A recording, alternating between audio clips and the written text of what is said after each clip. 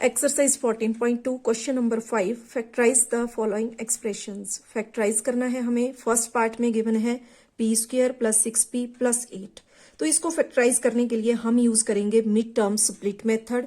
और mid term split method क्या होता है कि क्वेश्चन के अंदर ये जो मिड टर्म है, बीच वाली टर्म 6p, इसको ब्रेक करना है हमने। किस तरह से? P square as it is आ जाएगा, आगे 6p के प्लेस पे हमें 2 टर्म्स लिखनी है, और वो जो 2 टर्म्स होंगी वो किस तरह से होनी चाहिए? देखो, इसको स्प्लिट करके हम यहां लिखेंगे 4p प्लस 2p। तो 6p के प्लेस पे आ गया 4p प्लस 2p, आगे दिया है प्लस 8। देखो किस तरह से हमने 6p को स्प्लिट किया, यहां पर 4p प्लस 2p बन गया। हमें क्या करना होता है? यहां पर देखो फर्स्ट टर्म दी है p स्क्वायर और लास्ट टर्म है 8। तो p स्क्वायर फर्स्ट टर्म को मल्टीप्लाई करना होता है लास्ट टर्म के साथ। तो ये मल्टीप्लाई करके आ गया 8p स्क्वायर। तो ये जो मिड टर्म है 6p, इसको इस तरह से हमें ब्रेक कर देना होता है 2 पार्ट्स में, ताकि अगर प्लस या माइनस किया जाए, ये प्लस या माइनस करने का मतलब है कि ये डिपेंड करता है कि यहां मिड टर्म के साथ प्लस दिया है या माइनस दिया है। साइन देख के पता चलेगा हमें। यहां प्लस दिया है तो इसका मतलब ये हुआ कि हमें 6p को तोड़कर कोई 2 टर्म यहां पर लिखनी है, जिनको प्लस करने के बाद हमें मिले 6p। और उन्हीं सेम टर्म को जो आपने इन 2 में लिखी हुई हैं, उन्हीं सेम टर्म को अगर आप मल्टीप्लाई करो तो आपको मिलना चाहिए 8p स्क्वायर, जो कि फर्स्ट और लास्ट टर्म को मल्टीप्लाई करके आया हुआ है। तो जब हमने 6p को स्प्लिट किया तो इसमें 4p प्लस 2p, तो 4 प्लस 2 6p हो गया। और जब हम इसको मल्टीप्लाई कर रहे हैं 4 2 जा 8 और p इंटू p स्क्वायर, तो यानी कि इसमें दोनों कंडीशन हमारी पूरी हो रही है। 8p स्क्वायर भी बन रहा है मल्टीप्लाई करके, और प्लस करके 6p भी बन रहा है। तो हमें कोई ऐसे 2 नंबर लेने होते हैं जिसको प्लस करें, प्लस या माइनस, ये डिपेंड करेगा कि आपकी मिड टर्म के साथ साइन किसका है, कि 6p ही मिले, और अगर मल्टीप्लाई करें तो आपको मिले जो फर्स्ट और टर्म लास्ट टर्म को मल्टीप्लाई करके आ रहा है। तो हमारे क्वेश्चन में यहाँ मिड टर्म है 6p, इसको स्प्लिट किया हमने 4p प्लस 2p में, क्योंकि हमें प्लस 6p ही रहना चाहिए यहाँ पर। तो 4p प्लस 2p हो गया 6p, और जब इसको मल्टीप्लाई कर रहे हैं तो हमारा बन रहा है 8p स्क्वायर। तो इसी तरह की 2 टर्म हमने यहाँ पर लेनी होती है। तो अब हमने स्प्लिट कर लिया। अब स्प्लिट हमने क्यों किया? क्योंकि अब देखो हमारे पास पहले क्वेश्चन में 3 टर्म्स थी, अब बन गई हैं 4 टर्म्स। तो हम किस तरह से फैक्टराइज करेंगे? पेयर बना लेंगे। फर्स्ट 2 टर्म का बन गया पेयर यहाँ पर, और सेकंड 2 टर्म का भी पेयर बन गया। तो हमने क्या करना है? पेयर बनाने के बाद फर्स्ट पेयर में देखना है कि कॉमन क्या है दोनों में। p स्क्वायर प्लस 4p में कॉमन देखना है हमने। तो p स्क्वायर प्लस 4p दोनों में कॉमन है p इसमें फर्स्ट टर्म में भी आ रहा है, सेकंड में भी आ रहा है। इसके अलावा कुछ भी इन दोनों टर्म में फर्स्ट पेयर में कॉमन नहीं है। तो जब कॉमन नहीं है तो यहां लग जाएगी ब्रैकेट। अब p स्क्वायर में से p तो आ गया कॉमन, यानी कि एक p तो कॉमन आ गया। अब एक्स्ट्रा p इसमें बचा हुआ है वो यहां लिख लेंगे। आगे प्लस है, प्लस लगा लिया। अब ये वाला p तो कॉमन आ गया था, यहां बच गया है 4, तो उसको हमने यहां लिख लेना है और ब्रैकेट क्लोज। तो फर्स्ट पेयर में हमें कॉमन मिला p, और जो कॉमन नहीं था दोनों टर्म में वो लिख लिया हमने ब्रैकेट में। इसी तरह हमने नेक्स्ट पेयर में भी करना है। तो यहां प्लस, अब 2p प्लस 8, दोनों में 2 और 8, इसमें कॉमन है 2। किस तरह से पता चला?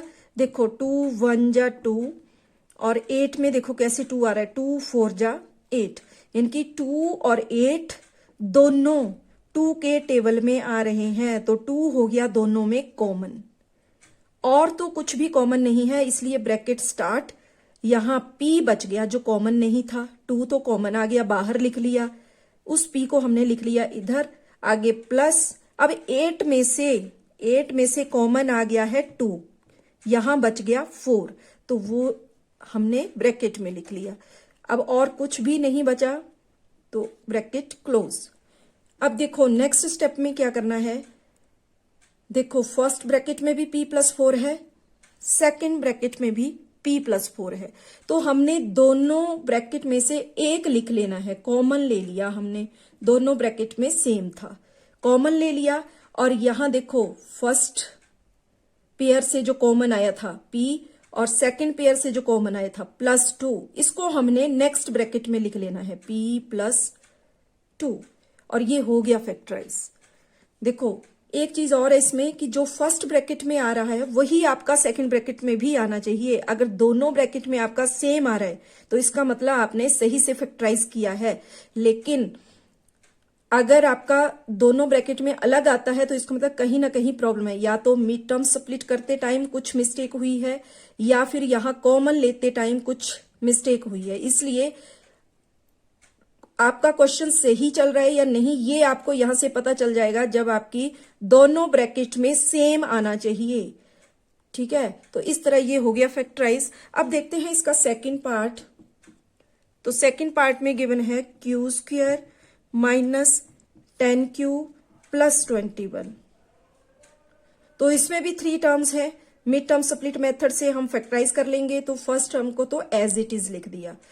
आगे मिड टर्म है यहां पर -10q, तो देखो -10q को ब्रेक करके हम यहां पर लिख सकते हैं -7q -3q, आगे +21। अब देखो मिड टर्म यहां पर थी -10q और हमने उसके प्लेस पे लिख लिया 10q के प्लेस पे हमने लिखा यहां पर -7q और दूसरी टर्म हमने लिख ली -3q।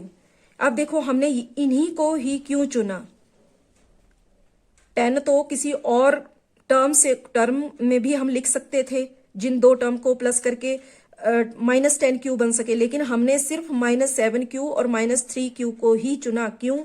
क्योंकि देखो मिड टर्म स्प्लिट करने में जैसे हमने फर्स्ट पार्ट में देखा कि हमने मिड टर्म में वही ब्रेक करके स्प्लिट करके लिखना होता है जिसकी फर्स्ट टर्म और लास्ट टर्म को जो मल्टीप्लाई करके आए। देखो यहां फर्स्ट टर्म है q² और लास्ट टर्म है 21, तो जब आप इनको मल्टीप्लाई कर रहे हो तो ये बन रहा है 21q²। तो आपकी मिड टर्म इस तरह से स्प्लिट होनी चाहिए कि जो मल्टीप्लाई अगर आप करो तो आपको मिलना चाहिए 21q² यहां पर। तो देखो 7 3 जा 21 और q इंटू क्यू ये हो गया q² और माइनस इंटू माइनस ये होता है प्लस, यानी कि +21q² आपका मल्टीप्लाई करके बनना चाहिए।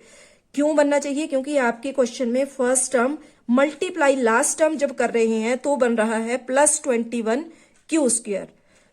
तो एक तो हमें ये ध्यान रखना है, और दूसरा यहां पर मिड टर्म में दिया है -10q, यानी कि जब आप स्प्लिट करो और आप प्लस करो तो आपके प्लस करने के बाद माइनस में आंसर होना चाहिए, जो साइन मिड टर्म के साथ है वही आपका आना चाहिए। तो जब हम -7q और प्लस -3q कर रहे हैं तो हमें मिल रहा है टोटल माइनस का 10q और यही हमारी मिड टर्म है। तो हमें साइन का भी ध्यान रखना है और फर्स्ट टर्म और लास्ट टर्म को मल्टीप्लाई करके जो आ रहा है वही हमारी मिड टर्म को स्प्लिट करने के बाद बनना चाहिए।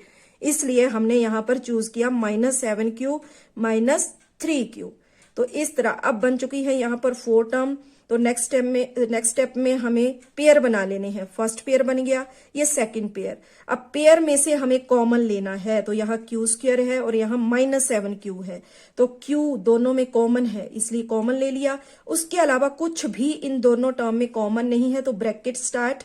अब इसमें एक q तो कॉमन आ गया, दूसरा q बच गया वो लग गया यहाँ पर।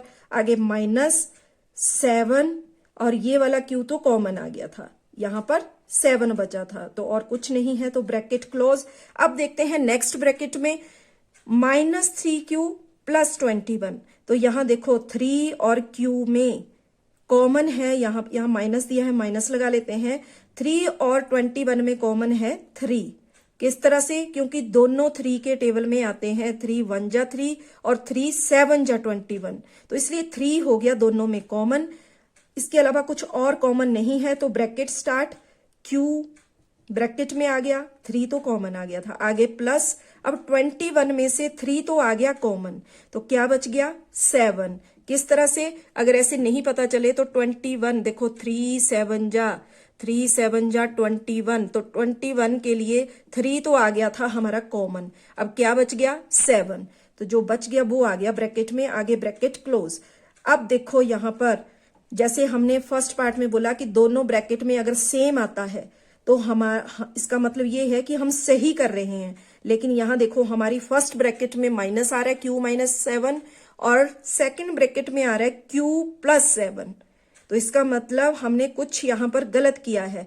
क्या गलत हुआ है, देखो 3 को मल्टीप्लाई कर रहे हैं 7 के साथ, तो 3 7 जा 21, लेकिन वो प्लस का है +21, तो जब हम यहां करेंगे तो हमारा भी प्लस में बनना चाहिए, लेकिन यहां बन रहा है माइनस इंटू प्लस -21, जो कि गलत है।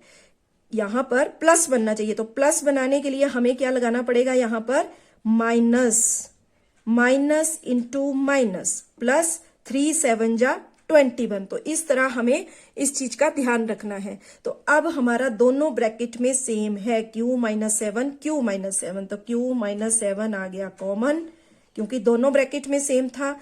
अब जो बच गया, यहां बच गया Q और इधर बच गया -3, तो ये आ जाएगा नेक्स्ट ब्रैकेट में Q-3, तो ये हो गया फैक्टराइज। अब देखते हैं इसका थर्ड पार्ट। तो थर्ड पार्ट में हमें गिवन है यहां पर p² + 6p - 16, ये है इसका थर्ड पार्ट क्वेश्चन नंबर 5 का। अब इसको भी स्प्लिट करेंगे, इसमें भी 3 टर्म्स हैं, इसको भी हमने मिड टर्म को स्प्लिट करना है। तो फर्स्ट टर्म तो एज इट इज p² लिख दिया। अब 6p को फिर से स्प्लिट करना है, यहां पर मिड टर्म है ये, तो अब आपको पता चल गया है कि किस तरह से स्प्लिट करना है। मल्टीप्लाई करके क्या बनना चाहिए, जो स्प्लिट करके हमारे पास 2 टर्म्स बनेंगी उनको मल्टीप्लाई अगर हम करें तो हमें मिलना चाहिए, देखो फर्स्ट टर्म है यहाँ p² मल्टीप्लाई लास्ट टर्म है -16, तो जब इसको मल्टीप्लाई कर रहे हो तो बन रहा है -16p², इनकी यहाँ पे कोई 2 नंबर ऐसे लिखने हैं, अगर उनको मल्टीप्लाई किया जाए तो -16p² होना चाहिए, और अगर प्लस किया जाए तो होना चाहिए 6p। ठीक है, तो ऐसे कोई 2 नंबर हमने सोचने हैं, तो यहां आ जाएगा +8p और यहां हो जाएगा -2p, आगे लास्ट टर्म है -16, तो 3 टर्म से 4 टर्म यहां बन गई। देखो किस तरह से, देखो 8 - 2 करेंगे तो 6 बन रहा है, जो कि प्लस का है, बड़े नंबर के साथ प्लस लगा है, तो +6p, और जब आप इसको मल्टीप्लाई करोगे देखो 8p मल्टीप्लाई -2p, तो देखो 8 2 जा 16, p इंटू p² और प्लस इंटू माइनस, यानी कि हमारी दोनों कंडीशन कंप्लीट हो गई। तो इस तरह से हमें स्प्लिट करना है मिड टर्म को। तो अब यहां 4 टर्म्स बन गई हैं, पेयर बना लेंगे, फर्स्ट पेयर और ये हो गया सेकंड पेयर। अब फर्स्ट पेयर में से कॉमन देखना है, p² है यहां और यहां है 8p, तो p दोनों में कॉमन है, लिख लिया। अब कुछ और कॉमन नहीं है, इसमें बच गया p प्लस इसमें बच गया 8। इसी तरह नेक्स्ट पेयर में माइनस दोनों में माइनस है, माइनस आ गया कॉमन। अब यहाँ 2 और 16 में कॉमन हो जाएगा 2, क्योंकि दोनों 2 के टेबल में आ रहे हैं, 2 1 जा 2 और 2 8 जा 16, तो 2 कॉमन आ गया। कुछ और कॉमन नहीं है, ब्रैकेट स्टार्ट, यहां बच गया p और ये माइनस तो कॉमन आ गया था, तो इसके प्लेस पे अब क्या लगेगा प्लस, और 16 में से 2 कॉमन आ गया तो यहां रह गया 8, 2 8 जा 16, ब्रैकेट क्लोज। अब p + 8 कॉमन ले लेंगे, दोनों ब्रैकेट में सेम है। अब नेक्स्ट ब्रैकेट में आएगा जो बच गया p और यहां बच गया -2, तो इसको हमने लिख लेना है नेक्स्ट ब्रैकेट में, तो ये हो गया फैक्टराइज। Thank you.